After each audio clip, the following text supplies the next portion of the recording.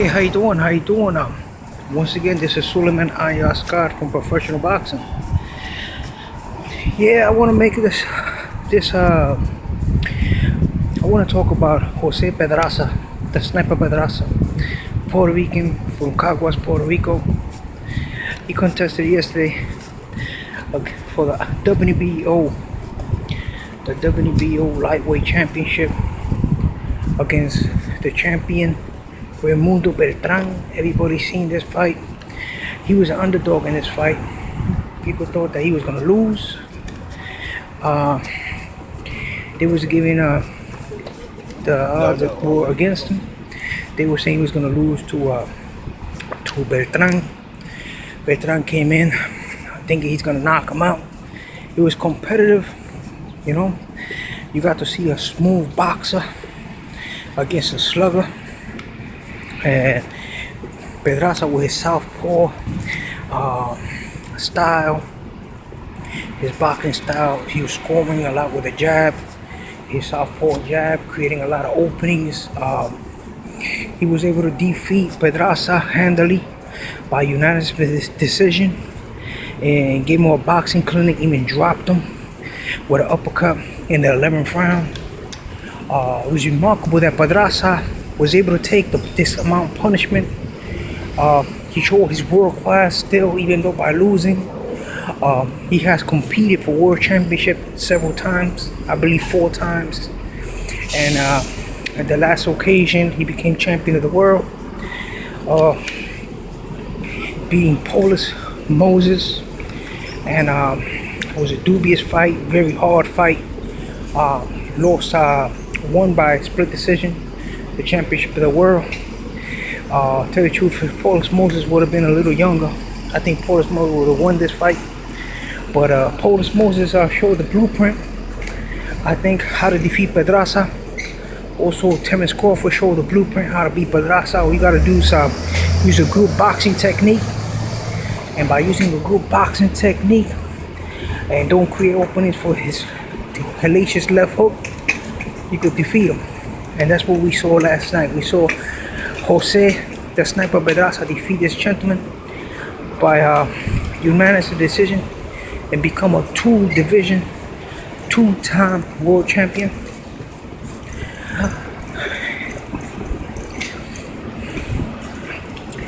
In this fight right here, we got to see a mature Pedraza after being knocked out in 7 rounds by Gervonta Davis in a match which he didn't need, but the pay rate was right, and he was moving up to 135, and we took the fight.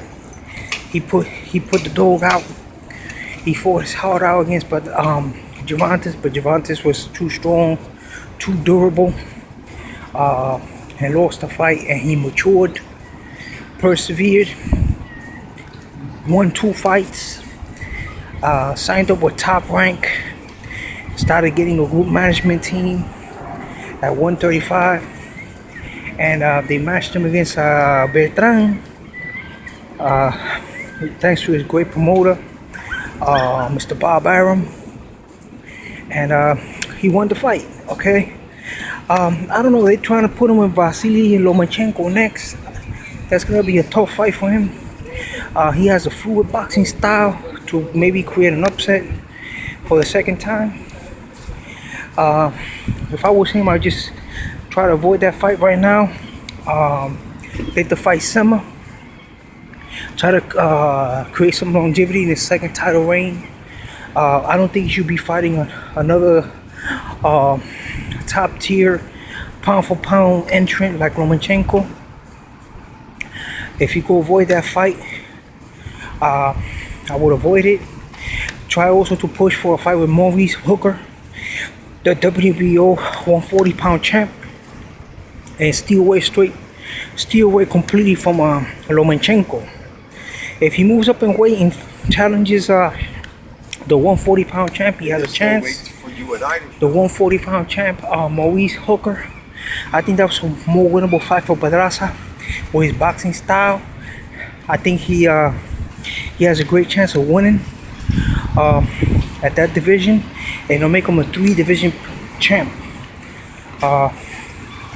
At one time, he was considered to be a match against Felix Verdejo. I think Verdejo's moving up to 140 also. He's bulking up after his loss. I think that's the perfect opportunity to build these two fighters for a good Puerto Rican clash. And after he becomes 3 division pound champ, then you could push for that fight with Lomachenko if the money's correct. I just want to see Pedraza be successful. I don't want to see Pedraza have a second loss in his career. It's not easy to be a 2 division champ. It's not easy to go 12 hard rounds with a guy like Reymundo Beltran. It's not easy to recover for a second round knockout loss to Gervonta Davis. I think right now if he moves up in weight and fights 140 pound champion Maurice Hooker, he has a better chance and create a better and more successful career for himself. Build his career a little better, build his resume a little better, and move on from that. Also, Beltran, they say he's gonna keep him in top rank. Bob Arum, he's gonna still build on him, match him for a couple of other fights at 135. If Pedraza decides to challenge the 140 pound champ and vacates, then never know, he might become a 2-time champion at 135. I think the WBO 140 pound champion is ripe for the taking right now. He's not in a tournament in the 140 pound division. I think that would be a great match for Pedraza to use his slick southpaw style, and he could become a 3 division champ, and from there push at 140. I think that's where he's gonna max out. Still at 140, he's 5'8.5". He has a 70-inch reach. Pedraza, he has a very good amateur career. Won multiple medals and multiple tournaments. He's very defensive. I think he was depleted when he fought Gervonta. That was one of the reasons he was moving up in weight. Maybe that affected his power. He's showing a little bit better power with the uppercuts at 135. I wonder how much more powerful you get when he goes to 140. So yeah, so at the end of the day, Pedraza needs to build his career and build his legendary status also. I just don't want to see him match with Lomachenko and lose. I know Lomachenko's pushing for unification, and I know Pedraza is trying to create his own legacy. I think his legacy is at 140. I don't want him to be a losing opponent to Lomachenko. If he vacates, then the WBO is going to have to find a new champion at that division, and if he becomes a WBO 140 pound champ, he could build from there. He has other champions at 140 he could fight, ex-champions, and build his legacy there. If it doesn't work out there, he could always drop down to 135 and challenge one of the champions there, push for that Lomachenko fight, push for other things. But I think right now what he should do is steer away from as his promoter, Bob Arum, to steer him away from Lomachenko. That way he could continue to reign as 135 pound champ for the meantime and push for that fight with Maurice Hooker, who's a prime opponent for him. If that fight can't be made, then let him fight against Jorge Navas. Let him fight against Ricky Burns. There's other fighters he could fight, but I don't think Lomachenko is the great move. Sometimes it's not all about the money.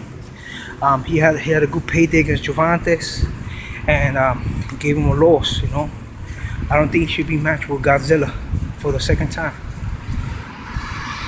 So yeah, so there was a pretty good card this weekend. I think Bob is starting to put some quality work out there. Bob is doing some exceptional work here with Top Rank by putting this fight, and I know he's going to continue to do that. Well, this is Suleiman I Oscar, And I'll tell you what, I'm not finished with this video yet. I want to talk about Manuel Char. Manuel Char is the current WBO regular champion. Everybody says, oh, that's not a real title. I think that's the legitimate title. He doesn't have the super status of Anthony Joshua, but he's the champion. I think after he finishes his first defense, I think he should start pushing Joshua's buttons and push for a fight. If Joshua gets upset by Alexander Povetkin, which could happen, Povetkin brings to the table a power forward drop style, Eastern European Russian knockout combination style, and he always ends it with a left hook. If he brings this style in, yes, even though I think the best pound for pound heavyweight at the division is Anthony Joshua. He has all the belts. As rare as it may seem, I think Povetkin has the style to beat the best pound for pound fighter, and that's that knockout drop style. He's what I mean by the drop style, he attacks the body. He hacks at him with the right hands and the left hooks, makes him drop his guard, creates opening, punches right through his guard, makes the man drop his guard.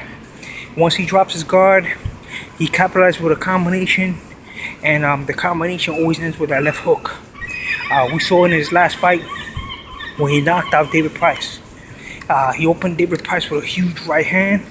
As soon as David Price was stunned, as he dropped his hands, the left hook came into play, and the fight was over by knockout. And he's knocking out opponents that are very, very big. Alexander Povetkin, and he has a knockout win over a game Manuel Char before Manuel Char became champion. So if Povetkin creates an upset, I think the next qualified opponent for Povetkin will be Manuel Char in a rematch. Manuel Char knocks out Fresco Kendo in spectacular fashion. I think that fight could be made until the negotiations with the winner of Deontay Wilder and Tyson Fury gets made. My opinion about Tyson Fury, I think you're taking this fight way too early.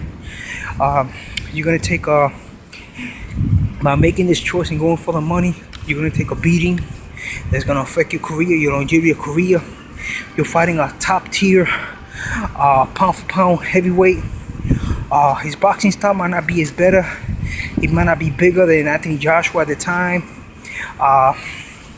He might not be as durable as Povetkin, but right now Deontay Wilder is much better than you in the punching power aspect. He waits for a spontaneous moment, and that's when the power punching comes into play.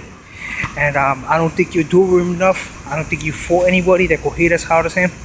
I don't think you fought anybody as young and as aggressive and as confident as Deontay Wilder.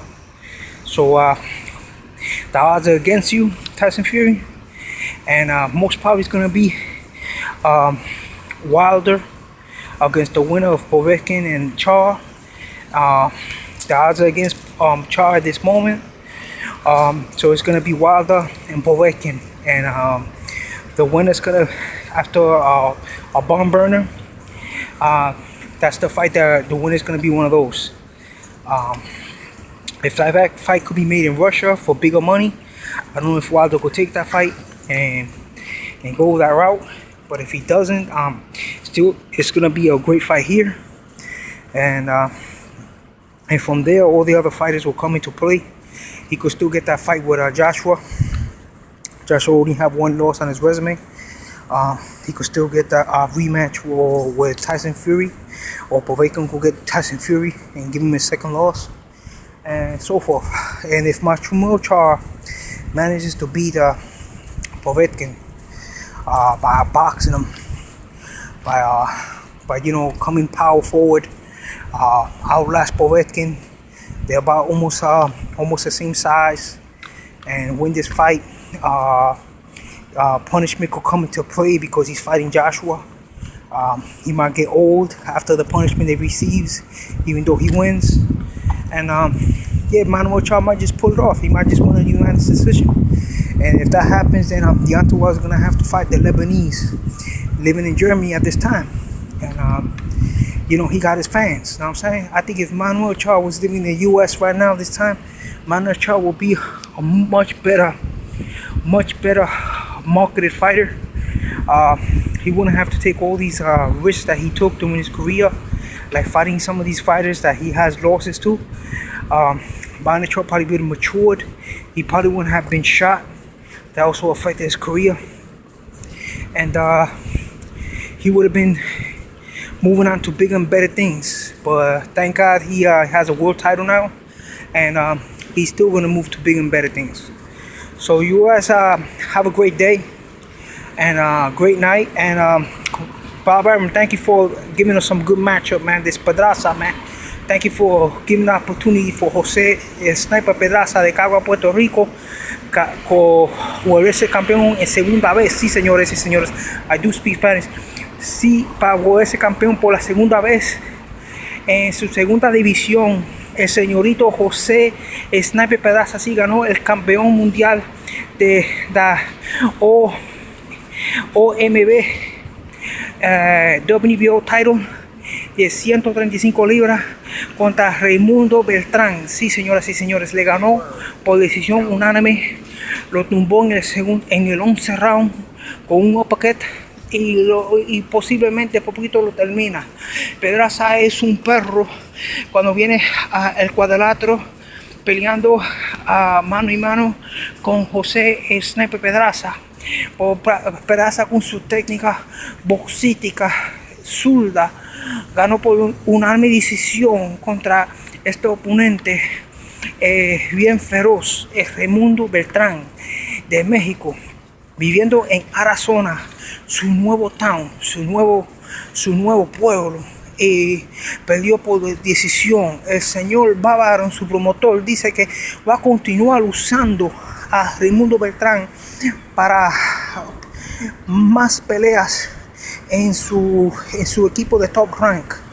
Y le gustó lo que él demostró en esta pelea, que es un peleador agresivo y le gusta dar y golpear contra el boxeo bien técnico de José Pedraza. Y fue una pelea bien buena y buena vista. Sí, señoras y señoras, usted tenga un buen día. This is Suleiman Ayas Captain for Professional Boxing.